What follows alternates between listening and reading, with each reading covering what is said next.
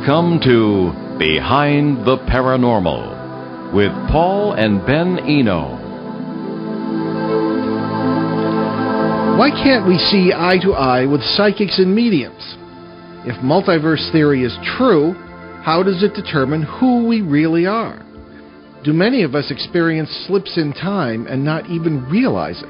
Hello and welcome to the 570th edition of Behind the Paranormal with Paul and Ben Eno. I am Ben, and those convoluted questions came from my co-host and partner in the paranormal, my dad. And this evening we bring you an open line show, and that is going to be very fascinating, and we have lots and lots of questions from our listeners in that ever-growing stack of emails. And we welcome your calls this evening. The numbers are 800-449-1240. That's from anywhere in the U.S. or Canada. Or 401-766-1240. That is locally. Also, we will monitor the emails. That's Paul at BehindTheParanormal.com for emails in case you don't want to call us in if you have a horrible case of stage fright. So that's Paul at BehindTheParanormal.com. So what are we going to be starting off with, Dad? Okay, well, let's start out with a couple from Facebook.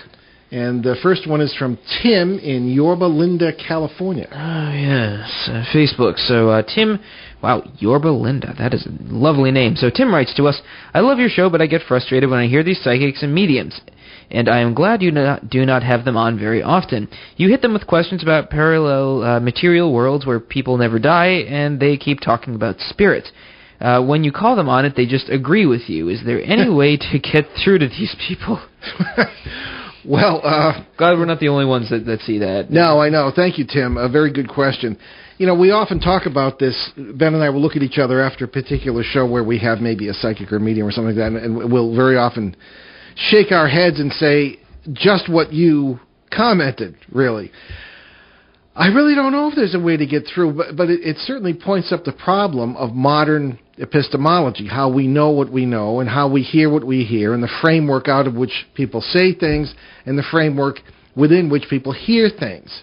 You can have a whole conversation and think you understand what someone's saying and not understand it at all, because there are a lot of conversations where people are speaking and have no idea what they're talking about either.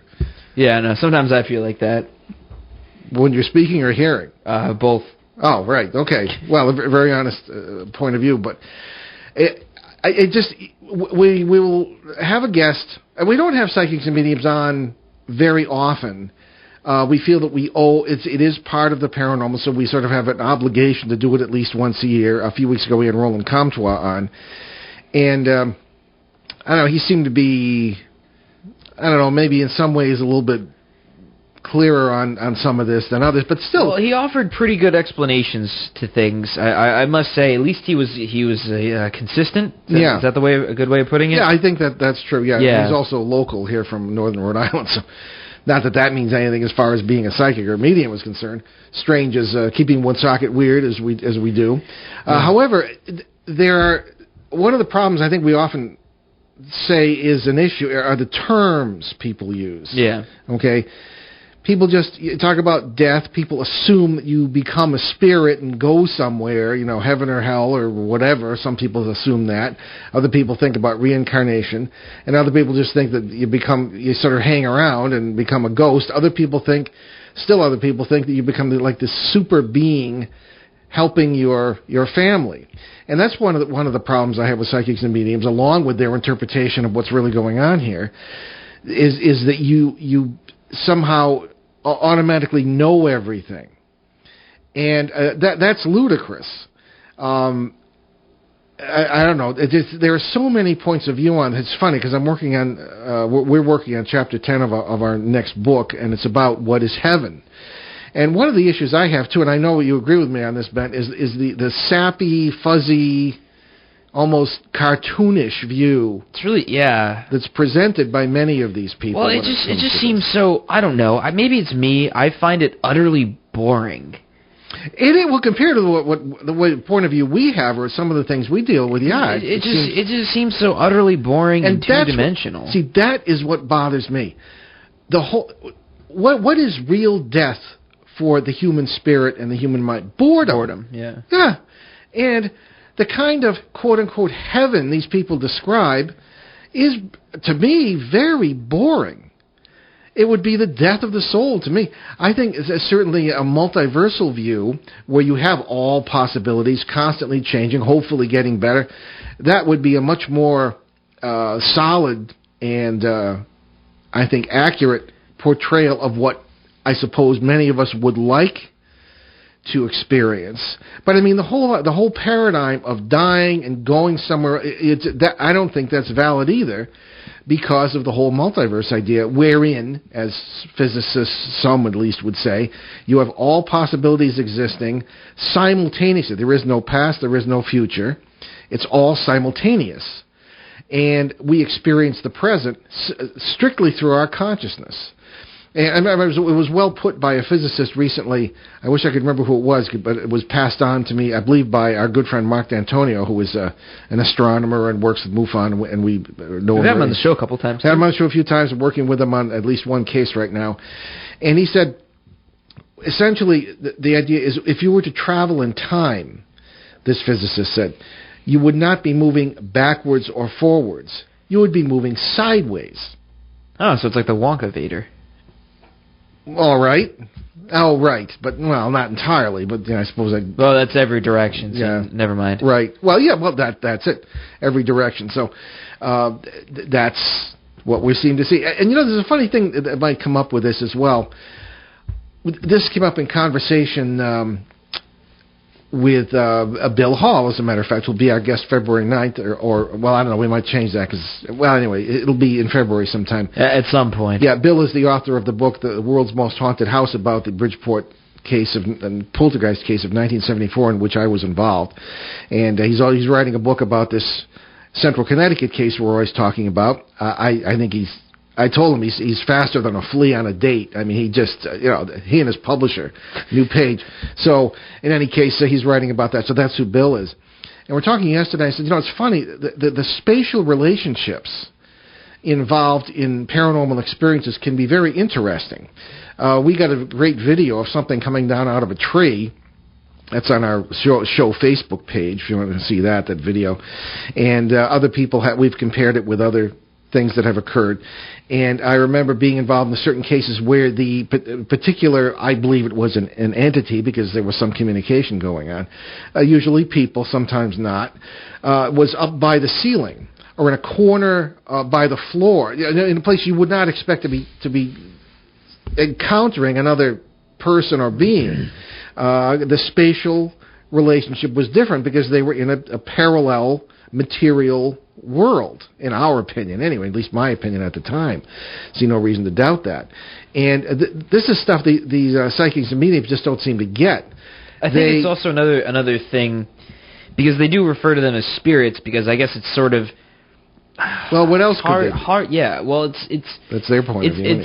Think of it like this. It's like you're trying to talk about somebody in a 2D image, but there's actually like three-dimensional human beings, yeah, or more dimensions. But let's say you're looking at a photograph, and you're like, all right, so this is a two-dimensional person, and that's all you see, and that's all you can picture. So if you do indeed meet this person, it's a two-dimensional person, that's all you get. Mm-hmm. When in fact they are 3 dimensions or more. Yeah. So it's trying to take a word that only means one particular part of the human being or creatures or whatever, which would be the immaterial portion of it, and then saying, all right, that's a blanket term for everything else. So everything else that happens that's paranormal, blanket term for it. Yeah. So I feel like right. It's maybe just a lazy man's way of getting around having to explain things. Well, I think they also embrace terms such as we use, multiverse and parallel worlds, and everything, because it sounds scientific.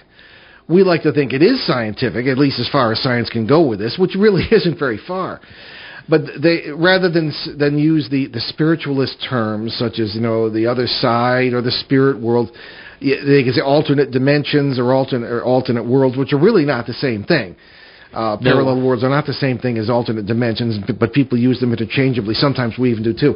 But that sounds scientific, and they believe that gives them credibility. I think even that may be even unconscious on their part. Oddly enough, I feel like I wouldn't even call us like anything more than philosophers and explorers. I think you're right. I get not upset, but more by upset I mean like disconcerted when people refer to us as like physicists and things.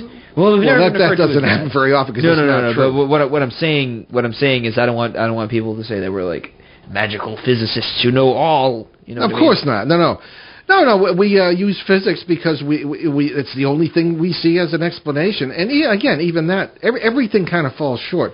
My degree is in philosophy, so you can call me a philosopher to some point if you have to put a label. I mean, your degree is in sound design, so you're really good at a lot of this, especially when it comes to electronic voice phenomena and blowing that out of the water, if it's required. I mean, some I'm sure are legit, but that's still not. I'm not really an expert. I just have like my general observation. Yeah, well, you know a lot more than a lot of other people do about sound, I suppose. So, but be that as it may, I don't think any of that applies to some, at least, of the psychic. No, media. so I guess where we're coming from, what I'm saying is that we're approaching this from a cerebral point of view, as in we're using our experiences and our brain power to say spirit. No, I don't think so. I don't. Yeah, there's more to it. That the whole how can you be you without your body? The whole spirit thing, it's what it looks like from our point of view, so therefore it must be what it is, and I don't buy that at all, neither do you. No, well, we could be wrong as well, too. Another aspect of this, not to take the whole show for this question, but it's a good question. It is a very good question. Is the notion of when highly educated people have psychic or mediumistic experience, or paranormal experiences at all. And that's a question we received, I remember a few months ago, was if you are psychic or mediumistic or have highly developed so-called psychic abilities, are you more likely to have paranormal experiences? And that sounds like a no-brainer, but not necessarily. No, I'd say no, honestly. I feel like we all have an equal amount of chance to experience something paranormal. I think it's how we interpret it in the context in which we see it. Well, it's also maybe a survival instinct. Oh, yeah. That's built into all of us. And it's educated out of us as children, generally. Maybe not so much anymore, but I suspect that it still is. Don't believe in that. That's you have to concentrate on the so-called real world. Or it's a watered-down version of, like... Or it's like a watered-down version, an entertainment variety of paranormal, like Ouija boards and things like that. So anyway, Tim, if we ever figure out a way to get through to psychics and mediums, and some are, I'm not saying all of them are like that. I'm thinking of a Susan Shepard from West Virginia. Oh yeah, but whom we know very well, and has a feet on the ground approach to this, and considers very carefully the notion of parallel physical worlds as explanations for what are generally thought of as spiritualist type phenomena. So there are exceptions. But it is a good question, and we will continue to examine it and test it and see what we can do with guests we may have on who are of that bent. Indeed. So who's our next one from? Kathy from Patchett, Rhode Island. Oh, right in the local listening area. Okay, so Kathy writes to us, how does all the microwave pollution we live in every day affect the paranormal? Have there been an increase in events because of cell phone towers and electronic devices? Have you noticed an increase in the paranormal since you started so many years ago? That's an awfully good question. I know next to nothing about microwaves, so... Well, I kind of tried to make a study of it in 2006 when I was working on the book Turning Home. And the jury is out on that. And it's called essentially electropollution is the general term. And there are issues, many issues with it, not just having to do with the paranormal. There are health issues. I think everyone might be familiar with the allegation that cell phones give you brain cancer or something, which essentially is not true unless you're on them like 48 hours a day or something like that. But generally it's been found to not necessarily be true. However, we do have microwaves and all sorts of bizarre things shooting through our environment all the time. There's a tower on the hill behind our house. We live on Woonsocket Hill, it's called terrestrially, and I don't know what it's for. It doesn't look like, I'm suspicious, but I don't know what really. It's not really a cell tower. So whatever it is, I don't know. Yeah, whatever. I've asked some of the police officers; they don't know either. So there are all sorts of things going on electronically all around us all the time. Not to mention our devices and all sorts of things, microwave ovens and all this business. And there was some question about its effect on human behavior. Yeah. Like, what about it specifically? Well, that it might create stress, that it might involve changes in behavior, not necessarily for the better. And one does wonder. I mean, you hear about some terrible things that go on, terrible crimes that occur. We don't have to name any. People know what's happening. I mean, certainly the recent events in Paris or in New England here, the Sandy Hook thing a few years back. Terrible things. However, one wonders if things like that did not. I don't think things like that always happen, but negative things have happened, and people find out more about, say, paranormal events simply because of the communication that helps create all this electropollution. Yeah, exactly. So there may have been. So whether paranormal events have increased because of it, I don't really know. I don't think it has hurt it because we know that there are electromagnetic components to paranormal events. For example, I have always found that if you're in the vicinity, if you're in a building that is quote unquote haunted, a lot of the activity tends to take place around the plumbing or the electricity. People very often come to us and say, "Oh, the microwave turns on by itself, or the video devices around the TV, or the TV turns on by itself." And why is it? There seems to be a concentration of activity around electrical devices and water. As long as it's not distilled water, it will convey electrical fields and conduct electricity. So in that sense, yeah. And of course, these devices and the electro pollution will increase the amount of electrical energy in the air and things of this kind, generally, unless I'm gravely mistaken, not being an electrical engineer. So yeah, there may be a component of that, but again, I think the other side of it is that people simply find out about these things more readily because of the communication permitted by this very communicative culture, in which people bow their heads reverently, not before God, but before the phones and things as they communicate with one another, very often in complete nonsense and trivia, but that's not for me to say, I suppose.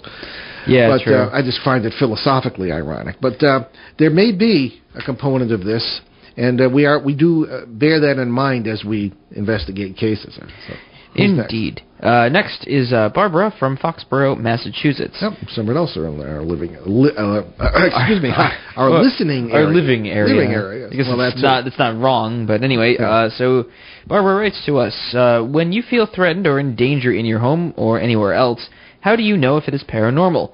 How do you know if you are protected, and where does that protection come from? Well, that's another very good question. One of the, not to dwell on the last one, but to get back to electropollution, there is some opinion that maybe the behavioral effects of electropollution might make you feel anxious or paranoid, or more stressful. So if you're in an area that is perhaps near the radar array at an airport, or is near high tension wires, power stations, you might not only have a feeling of unease because of the electrical effects of these devices nearby. You might even have there might even be some crossover with actual phenomena. Okay, I have found a very large percentage of cases that have taken place near high tension wires. It's not a good place to build houses. And, you're very familiar with the case. I started in 1998. You came in 2005.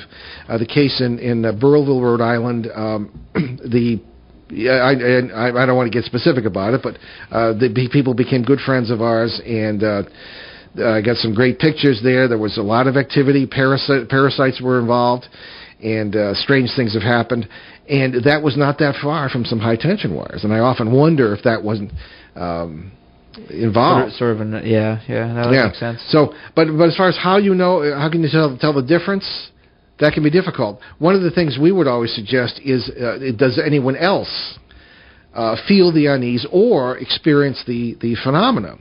Because just feeling uneasy in a place might mean you shouldn't stay there, but that doesn't necessarily mean something paranormal is going on. It means something may be wrong just for you. For your own body. I mean, your body tells you what you need to do, I think. Yeah, if you pay attention to it. If you pay attention to it. And most of us don't because we're too distracted.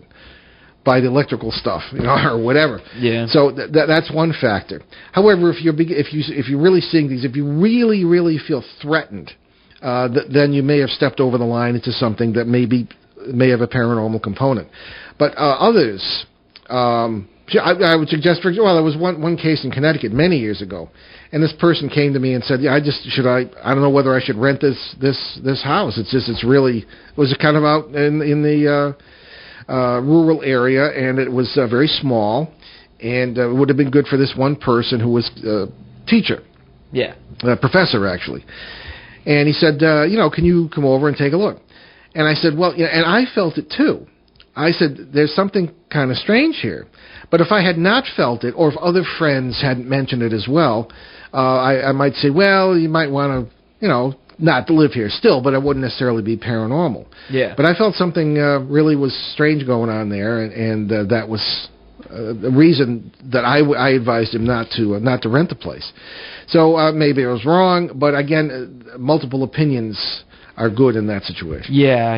Instead of just, it's good to get the opinions of other people, because then it validates you. But as far as when that occurs, and of course, if you're seeing figures and strange things, and your stuff's flying around your house, I'd say that you got some sort of issue there, and really. To go into an area like that, to move into a place and say, well, I can deal with it, that's kind of reckless, because you don't know if you can. There may be factors you're not aware of. Yeah. I wouldn't take... If it comes to you, that's one thing, but to go to it, which is why we advise against quote-unquote ghost hunting and all this business. The hobbyist approach to the paranormal, not a good idea. So as far as how to be protected, again, this is if it comes to you. Don't go to it if it comes to you. The first thing we always suggest is keep it positive. Yes. Always be positive. Come together with your household. I mean, a lot of people live alone, but you have friends, certainly. You have unseen loved ones, and of course that can be a slippery slope because people don't really know what to look for. But to keep it positive. Probably the best example of this we've seen in the past 10 years is the very case we talked about earlier that Bill Hall is writing the book about next. That's called The Haunted House Diaries. I believe it's going to be out in August. It's so quick. Yeah. I hate that. It takes me years to write a book. Maybe because I'm a professional journalist and writer, and I have to write what other people want me to write. I can't write what... Now I distract you. You do? I don't know. Sometimes. You're supposed to be the co-author here on this. I know. I can be very distracting, though. Uh-oh, there goes the light. Uh-oh, whatever. My bad. So in any case, I think that you just keep it positive. Make sure that there's laughter of a positive nature. Faith is always good and important. And solidarity. This case, as I say, from Central Connecticut that Bill's writing the book about, could be a real disaster. Really, because it's like Grand Central Station of the paranormal. Everything's coming and going through there because we believe there are lots of multi-world intersects that occur. There'd be a lot of groundwater, too. Did we ever determine that? A lot of groundwater. That's being worked on. Okay. Yeah. And but if the Manson family moved in there, or if they were not nice, positive, jolly people who were full of love, there could be all kinds of problems there. They could be ringing the dinner bell for parasites or whatever. But that's not the case, fortunately. So keep it positive. That's number one. And again, don't move into an area where you feel uncomfortable. But if it comes to you, that's number one. Keep it positive. I would avoid calling in quote-unquote ghost hunters and something. I mean, these people they really have no qualifications, most of them, and it just, if they may say they've been doing this for 10 years or 20 years, but they may be doing silly and wrong things for 10 or 20 years. So the big thing is keep the place full of love. The more positive you can be, the less negativity there will be, because it repels it. We call it in a way that we laughingly call it the Peter Pan theory. I mean, it's true. And it can be complicated when you have issues of your own. Maybe you've been abused, you have an addiction. That can create problems too. So in any case, you have to start with being positive, though. What is protecting you? We were asked. Well, I think certainly people think about angels and positive entities of this kind. Sure, why not? I think that two of the things people don't consider, is that in getting into this multiverse idea, across the multiverse, you are living sort of a super life as many different versions of yourself in this multiverse. Some are very wise, and one might light upon the classic term enlightened or higher self. Maybe that's where that idea came from. But you may be, in a way, your own guardian angel in some ways, from a parallel world where it's still you, but you know more than you do here, and you have a greater heart, a greater spirituality, a greater understanding of things, and maybe you can tie into that, and that's something you can, I think, trust. There are a lot of helpers, too. I wouldn't really pay too much attention to spirit guides and all this business that the mediums talk about. I think that can be very dangerous. Just keep it quiet, keep it positive in your own heart, and I think that'll take care of a lot. Certainly pray and keep it positive in that way with a positive spirituality. And I think, you could be protected from many different quarters, because we're all in this together. I mean all of us from all parts.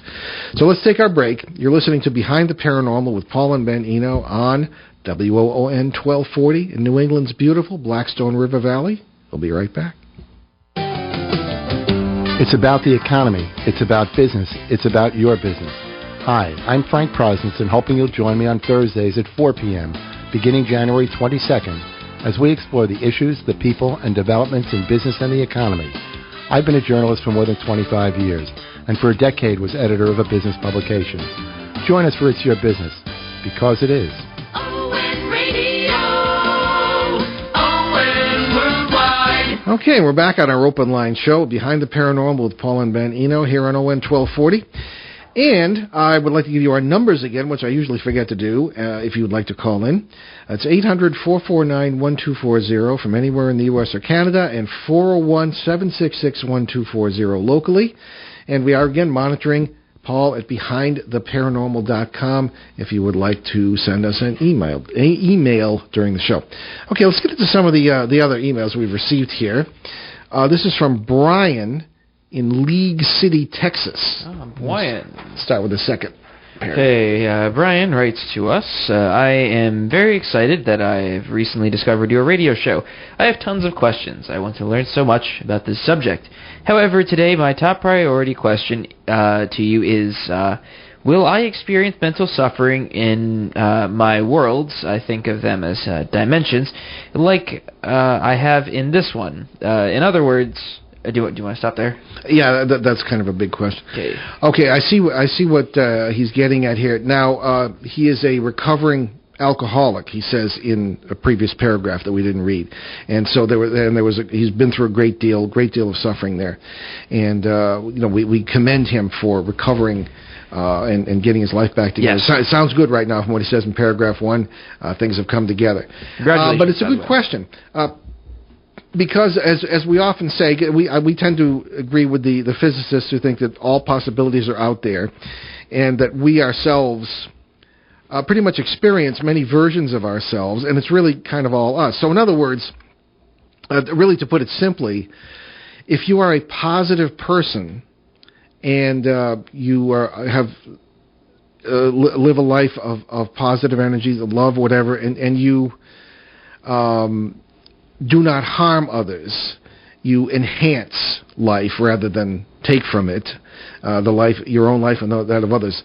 I think that it's as simplistic as it might sound. I think the probability there is that you, most of I don't think our lives are infinite out in the multiverse, even though the number of worlds may be infinite.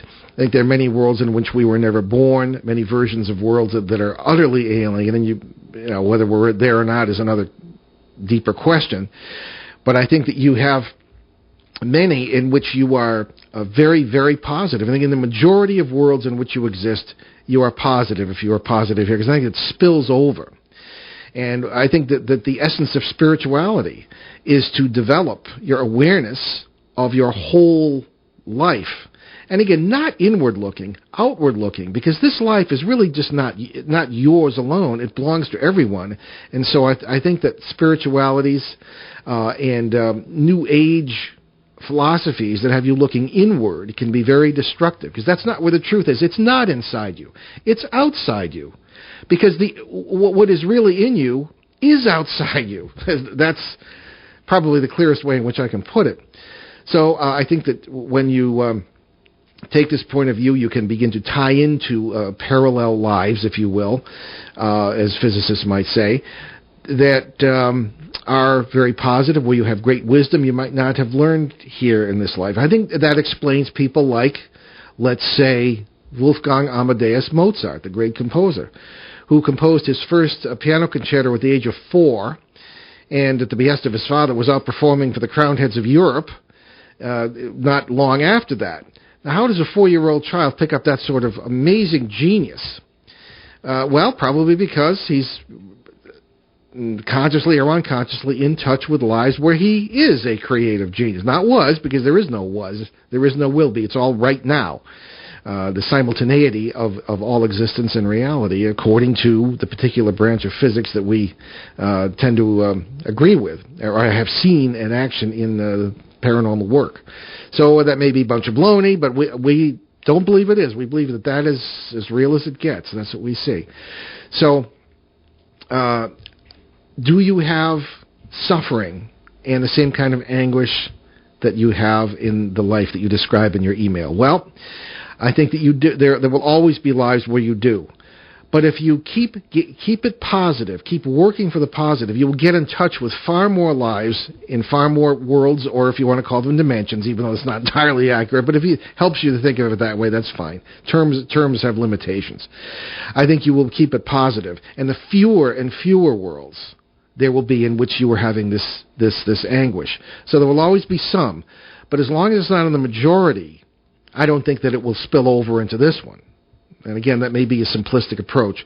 And I hope I'm making myself clear on that. Ben, do you have anything to add to that? I know you're cleaning your glasses right now. No, I'm paying attention. I'm listening. Okay, I agree with you. I think it's impossible. Well, I'm not going to say it's impossible to escape suffering. But I'm going to say that I think where we're living right now is the middle, like the middle between horrible and. That's funny. I was just thinking paradise. About that yesterday. Yeah, it's like I heard some philosopher some philosopher say once that it's like where we're living is sort of like Middle Earth. Yeah, I suppose you could think of it that way. I guess, yeah. Maybe lower middle, because I was thinking about that too just yesterday, and I think that we may be a bit on the lower side of that middle, as far as the characteristics of this particular reality. But one of the hardest things to understand, people often ask us this, is, is this, and physicists who tend to embrace this point of view will often ask, is this world in which we are experiencing right now, the show, the presence of each other here in Northern Rhode Island at this point, is that the most real world because we're experiencing it? Well, I think that in our subconscious, at least the way I see it, in our subconscious are all these other lives, parallel lives we're living. And I think that pretty much makes up our subconscious. I think that physicists try really hard to be philosophers sometimes. They do. They can't help it because it demands philosophy. Yeah, well, what they find. It's. I think that's why the other different materialistic sciences don't take quantum physics so seriously. Because the statement... Well, they can't deny it. It's just the interpretations vary. No, they can't, because the mathematics proves it. It's not a theory anymore. I mean, it's how you interpret it. And it's so wild. It's a fascinating thing, because it's so abstract, and it's like the greatest hindrance, yet at the same time, like the greatest ally of materialistic science. Because that's true. It's very... It blows materialistic science out of the water, really. Yes. And that's the thing. And that's the problem right there. But... the notion of parallel lives being in the subconscious, does that mean that they are any less real or concrete? I think not. In the world where, our particular writer, what's his first name again? Brian, I'm sorry. In the world where Brian may be experiencing anguish, this life, in his particular life in Texas, is part of the subconscious. That one is just as conscious and just as real and just as physical, in my opinion, The reason I formed this is because there were several occasions where it seemed like the same person was quote unquote haunting different places at the same time. Oh yeah. And I said, see, maybe this is more parallel lives than anything else. The perfect example is the case in York Harbor, Maine. We're always talking about in this show, which really was a landmark for me, because it really pushed me in the late 70s over the edge of realizing spiritualism isn't good enough. The ghost as spirit of the dead thing isn't good enough, because you had a young girl who was a student at the University of Connecticut, not all that far from here, quote-unquote haunting a house in Maine, and she happened to run into the owners of the house who were terrified of her. So you got the same person, at least from everything we found, involved in two different worlds at the same time, and you see that a lot.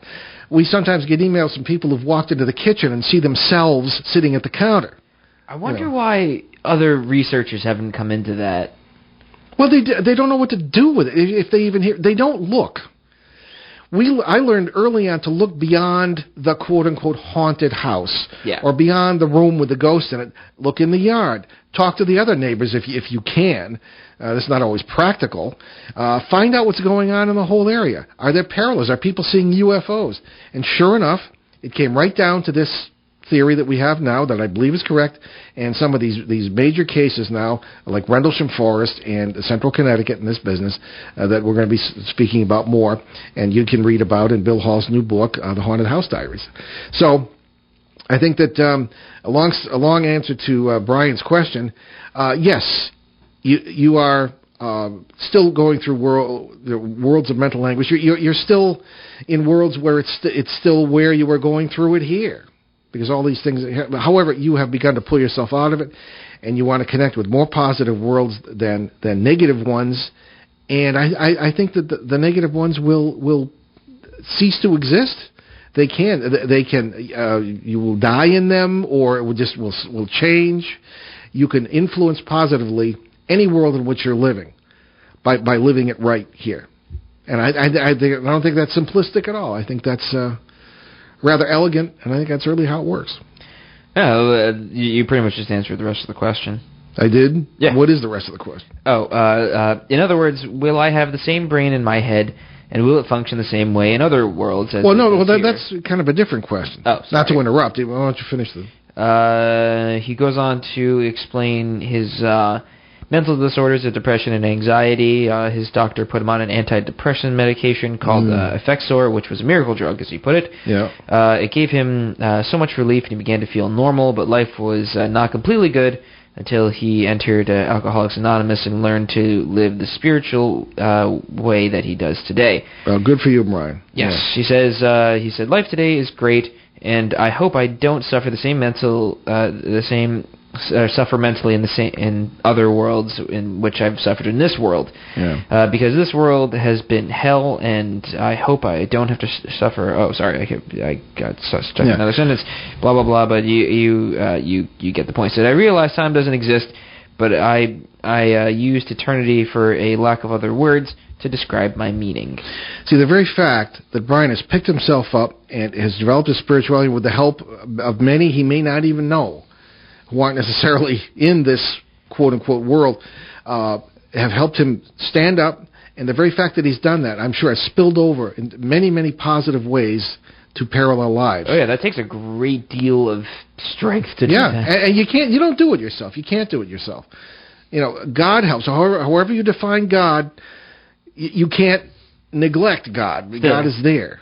Yes, but you have to take the first step. You take the first step, and I think many positive influences come in from many worlds to help, including yourself. Yes, where things are much better. And I think just don't even think about the negative worlds. There'll always be some, really, to keep it balanced. Yeah, I think. But the more you've made such an improvement here, I think you're improving all over the place, so to speak, and that's true for all of us. So congratulations, Brian. And I think not only have you helped yourself, Brian, but you've helped us, many others, because the profound, what's beyond the tip of the iceberg fact here is that it isn't just you. You remember we always talk about the island theory not being correct. It isn't just you. You are us. and we are you too. And that is absolutely the bottom line here. You've helped all of us. And when we do things that are positive and good, we try to help you. We're helping you too in many different worlds. It really is quite a concept. To even grasp it is an accomplishment, I think. So I think that's it. We have a caller. We have Bill from Franklin. Bill, welcome to the show. Hi. Wait for it. Okay. He's there. He's there. Okay. He's not a ghost, is he? No. Okay. There we go. Bill, welcome to the show. Okay, yeah. Yeah. Right now I'm alone and there's no one around anymore. But I've always had people around me. But I feel like I've been alone before, but I haven't been. You know what I mean? Yeah, exactly. Yeah, I know exactly what you mean. I don't understand that. Well, you don't have to understand. Or did I dream it? You know. Well, I suppose it gets back, and we've often talked about this. You lose a loved one. One of the gripes, to get back to the psychic medium thing, is so they say, oh, your loved ones they're always around. Well, what if you didn't like your loved ones? What if they were jerks? What if they were abusers? Just because you're related to someone doesn't mean you can get along with them or love them. Or I've often heard the term. I heard this in the seminary. You can love someone without liking them. You can love someone and not be able to live with them. So I think what's going on there, Bill, at least in our experience, is that you're aware not of them being here, but of you being there, of you being in many worlds where they never died. Like I felt like I've been alone before, but I haven't been here. Yeah. No, I hear you. Yeah. Just don't get. You got to keep your feet on the ground because in our narrow paradigm, that's generally grounds for going to the shrink. Sometimes. But it's not. You're perfectly healthy. I know you call in several times, and we're always happy to hear from you. My minister friend says God is everywhere. That's right. He's with you everywhere you go. God is there. Well, I always think of God as closer to us than we are to ourselves. Yeah. And it's just that's the normal state in which we live, and I rejoice in that. That can mean many things, too, and but it's just there, and it's a wonderful thing to accept. Okay, great. I just felt kind of strange. I felt like I've been alone, but I haven't been. That's right. No, you're not. You're never alone, and you're always loved. Tell people that, and it really gives them hope because it's true. Like these women I'm with now, I have this strong feeling like it's love, but it's friendship love, not not physical love. You know what I mean? Sure, I hear you. Very good. I don't understand it. I love these two women, but I don't love them. I like them like friends. Yeah, no, exactly. Well, understanding is another point that maybe we should have brought up during the whole psychic medium experience, paranormal thing, and that's does understanding, in our term of the word, does education get in the way of paranormal experiences, or at least of understanding what they really might be? And I hate to say it because I like to be very intellectual, but I think it might. Our education and our intellect are so narrow, and the point of view is so narrow, that, as I say, we often say, it will get you from point A to point B, it'll get you from the Earth to the Moon, it'll help you build a highway, it'll help you build a house, but it will not explain reality. It'll tell you how to do something, but not what it is. Like, are dreams really dreams, or are they other worlds, or what's, I've always wondered that. Well, maybe both. I can tell you some dreams that would knock your socks off, And it's funny, the whole dream question is interesting because when I was an editor at the Providence Journal, I developed a very strange sleep schedule. The boys were young. My wife worked 9 to 5. I worked, and it was a morning paper, so you work into the night to put out the morning paper, so that's what I did. So I had a very funny sleep schedule, and I would sleep generally in the afternoon and then sleep a little bit at night, and I would remember dreams very much, and I'd write them all down. I found, and I don't know if you find the same thing, Bill, I found that you visit the same places, sometimes with the same people, and whatever world it is, you have memories of even growing up in it, or having been to certain places. Yeah, like some of my dreams, there's a town nearby where I can walk it, but I got to walk a certain way or I get lost. Really? Okay. and I've been there many times in these dreams. Yeah. That's what I'm saying. Yeah, you have a whole history in some of these worlds. So, I mean, maybe it is just our subconscious. Maybe it's just, well, of course, our subconscious, as we define it, is other worlds. Maybe it's just dreams, as they say, or maybe it's more to it. I tend to think there's more to it. And I've had deja vu. Things happen like in a split second. Yes. Like I've been here before, and then it's gone. Yeah, exactly. And you probably were there before, or are there in some, parallel reality that is simultaneous. So that's, all these things, as I say, it's the first day of school. Yeah. And I think our ancestors knew about this, but we forgot it a long time ago. Very good. Well, thanks for calling in, Bill. Okay. All right. Take care. Bye. All right. Now, have we covered that? Because we've got time for maybe one more. Yeah, we should. Yeah, I think we got this covered. Okay. This one is very interesting. That's from a listener in the UK. Okie doke. So, listener in the UK writes to us. Allison, I believe her name is. Yes, from Allison. Hampshire. I thought we didn't need to say that. I don't know. No, you give her name. Whatever. All right. So Allison writes to us. I'm a regular listener from the UK, and I enjoy listening to your podcast, but they always raise more questions than answers. I'm sure you find this too. I'd like to tell you about another beautiful location called the Castle Barry Pomeroy. That's one of our ancestral places in England, because we're Pomeroy descendants. It's like we just crawled out of the primordial soup, right? In England, anyway. Yeah. Okay. Yeah. All right. So she continues to say, I have visited this ruin countless times, having a weird time slip experience there back in 2005. Myself and my sister and my professional dowser called Bob all experienced what we can only describe as going back in time for a few seconds. We were walking together in the grounds of the castle, quietly observing and taking the unique atmosphere of the place. And it is a ruin. Yes. At this point, it's not like powder. Yeah. Yes. Suddenly, it was like time stopped. An eerie silence descended upon us, like we had walked into something unseen.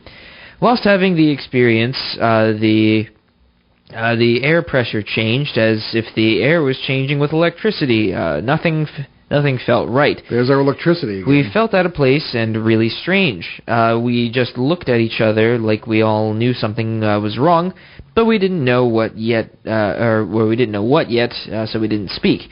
We were speechless. What is also interesting is a pilot of a light aircraft flew over the castle a few years ago and saw smoke rising from the chimneys and roof.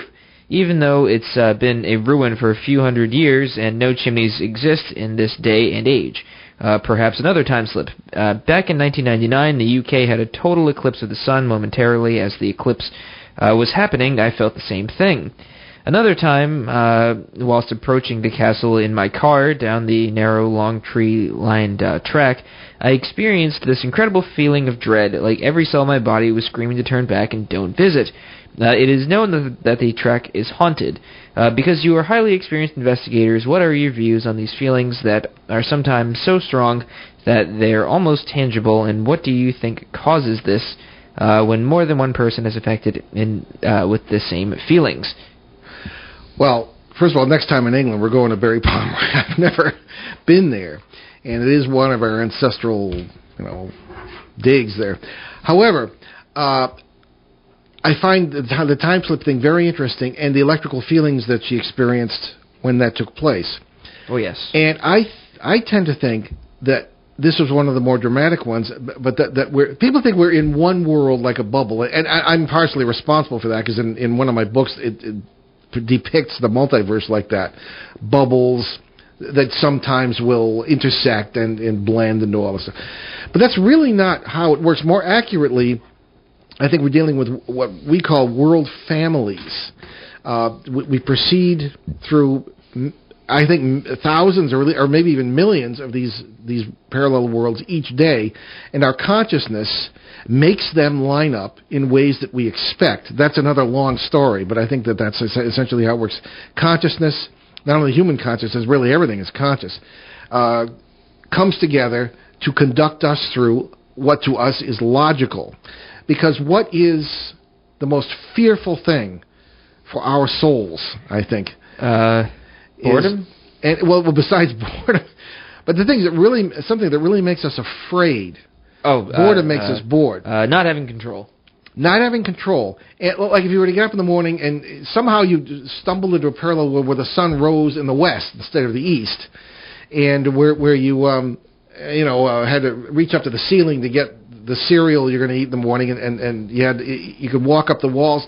I mean, that would be terrifying. Any sort of dislocation in time and space utterly terrifies us, I think. And we feel secure in worlds that are predictable. And that's the thing about the paranormal. If the paranormal is what we think it is, which is stumbling across the membrane into another world, hence the electrical feelings, because they seem to be electromagnetic membranes, which we believe we have photographs of, as a matter of fact, then that would be a cause for great terror. Now, the thing that Allison is referring to at Barry Pomeroy might very well be a personal connection with herself living at Barry Pomeroy in, say, the 13th century. All right? Mm-hmm. There were some, if I can recall my Pomeroy history, there were some attacks there, and even later on, during the English Civil War, in the 1640s and 50s. Oliver Cromwell. Yes. There were a lot, because a lot of the other people, the castle we actually had dinner in with our relatives was... they were involved in that. We were there hearing the whole story of the Wars of the Roses, which was a different war, and the English Civil War, and the involvement of the Courtenay family, whom we were related to. But in any case, I think that there might have been a personal connection across a multiverse membrane for Allison, and that's why she felt the dread. However, she notes that the road is considered haunted, and that a lot of people feel dread. So that may be just the presence of world intersects there. And they often get photographs in places like this of soldiers from anywhere from the 19th century all the way back to the Saxon times in the various wars that, in this case, England has been involved with. So that I think, more intersects in places that are very active electromagnetically. It does funny things with space-time, and I think that might explain it. I'm very interested in the pilot flying over and seeing the castle intact, and assuming that he was looking at the right building. I haven't been there, but I've seen aerial photographs of that area, and there really isn't anything else around there that looks like the castle at Barry Pomeroy. So unless he was somebody who shouldn't be a pilot, he was presumably looking at the right building. All right. And again, we hear about these things, and pilots often report not only UFOs, but strange things they see on the ground, what might be called slips in time and space. Oh, yes. Especially, that's interesting. I always enjoy hearing pilot stories about, odd happenings. Yeah. If it's over, the Bermuda Triangle or things like that. Right. Yeah, I don't know. When I was in the Coast Guard, the first thing, whenever I stepped aboard an aircraft, I couldn't help but thinking this was built by the lowest bidder. And somehow that wasn't reassuring. But fortunately, thank God there were no incidents. But I remember flying around. We were doing some air ops in the Bermuda Triangle. We were looking, kind of checking out Cuban spy vessels and things. Doing some other things I can't talk about. But there were. I never noticed anything strange. But when on the ship, I remember on the bridge of the cutter, which was one of the big ones at the time, the Hamilton class, which have all been decommissioned by now, I would think. I remember the huge compass going around in circles at certain places. And the Bermuda Triangle is another issue, and I think that whenever you have a hugely busy section of the sea like that with all kinds of air traffic and all kinds of ship traffic, you're going to have funny incidents going on simply because of the number of vessels and aircraft in the area. True. Plus there are underwater vents that... There are underwater vents that do funny things with the temperature of the methane... problems they stop going the ships from being buoyant, so they just sink. That can happen, yes. Yeah. So who knows what really goes on there, but I have seen some kind of strange things happening myself. And compass phenomena do not necessarily mean there's something paranormal going on. It just means you've got electromagnetic issues, and the whole Earth is really an electromagnetic generator. And So there could be all sorts of things, but they can really disconcert you. But the whole Barry Pomeroy thing, and people often ask, is when you have a feeling of dread, is it always paranormal? We got a question like that earlier in the show. And no, not necessarily. Maybe it just disrupts your own electrical balance. Yeah. You know, I don't find that happens really too much, but we're out of time. So anyway, thank you for everyone who wrote in. Very, very good questions this week, and we'll do another open line show very soon. So let's get to our announcements. Indeed. So you can visit our website, that's behindtheparanormal.com, where you can find nearly 600 free podcasts of past shows on both ON 1240 and our 4.5-year run on CBS Radio, along with special shows and podcasts. And we are working with iTunes at the suggestion of several listeners to get these podcasts back. All the CBS ones are there, but all the ON ones we're going to get on iTunes very soon. So you can find my books on Amazon.com, Amazon Kindle, and the usual suspects. Buy them directly at BehindTheParanormal.com, however. Be happy to sign them for you. You'll help us keep all those podcasts free. So you also we already talked about those. I always forget that. Well, no, we didn't actually. We didn't mention the charities. That's right. We went straight back into questions. We did. So please mention the charities. USA Cares, Canadian Veterans Advocacy, BuildersHelpingHeroes.org, Youth Mentoring Connection in Los Angeles. Check them all out. Especially Youth Mentoring Connection is doing great things for youth out there who are at risk. And that's www.youthmentoring.org. Right. So next Monday, January 26th, here on ON 1240 and ONWorldwide.com, parapsychologist, psychotherapist and folklorist Dr. Paul J. Leslie will be on with us to talk about shamanism in the American Southeast. Yeah, interesting stuff. Oh, yes. We leave you this evening with one of those wonderfully ambiguous quotes from Irish poet and playwright Oscar Wilde. A dreamer is one who can only find his way by moonlight, and his punishment is that he sees the dawn before the rest of the world. Unquote. I'm Paul Eno. And I'm Ben Eno. And thanks for joining us on our great cosmic journey, and we shall see you next time. Return to this radio frequency 167 hours from now for another edition of Behind the Paranormal with Paul and Ben Eno.